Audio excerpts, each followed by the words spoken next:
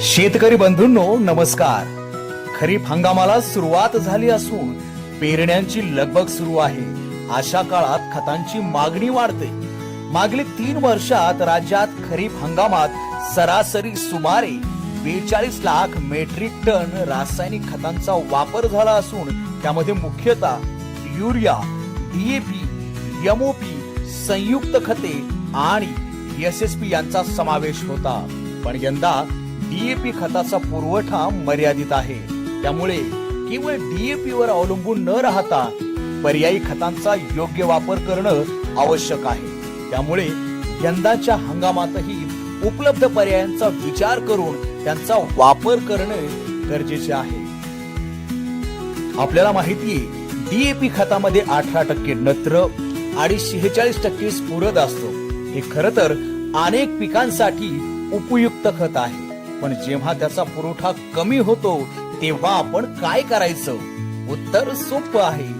DAP ला चांगले पर्याय उपलब्ध आहेत। सर्वात आधी एसएसपी सिंगल सुपर फॉस्फेट, यामध्ये स्फुरद 16%, सोबतच सल्फर आणि सूक्ष्म अन्नद्रव्य असतात।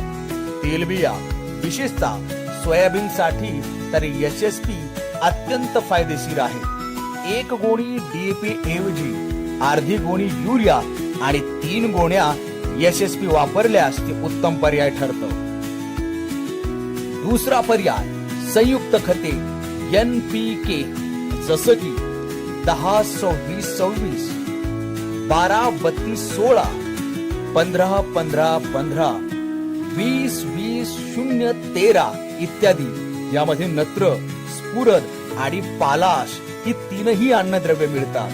या खतांचा वापर केल्यास पिकांना संपूर्ण पोषण मिळतं। तिसरा पर्याय टीएसपी ट्रिपल सुपर फॉस्फेट, यामध्ये 46% स्फुरद असतो। 1 गोणी डीएपी ऐवजी अर्धी गोणी युरिया आणि 1 गोणी टीएसपी वापरली तर ते देखील डीएपी खतास उत्तम पर्याय आहे। म्हणून शेतकरी मित्रांनो, फक्त डीएपी खतावर अवलंबून न राहता पर्यायी खताचा वापर करा। मृद आरोग्य पत्रिका आधारित खत वापरा, खतांचा संतुलित वापर करा आणि शेतीला भरभराटीची दिशा द्या। शेतकरी बंधूंनो ध्यानात घ्या, डीएपी खतास पर्यायी खताचा वापर केल्यास खतांचा संतुलित तर वापर होतोच, पण खर्चातही फार मोठी वाढ होत नाही। तसेच खते खरेदी करताना अधिकृत विक्रेत्यांकडूनच खरेदी करावीत व पक्के बिल घ्यावे। अधिकृत विक्रेत्या व्यतिरिक्त इतर कोणाकडून खते खरेदी करू नका। भेसळयुक्त अप्रामाणिक खते आढळून आल्यास कृषी विभागाकडे तात्काळ तक्रार नोंदवा। धन्यवाद।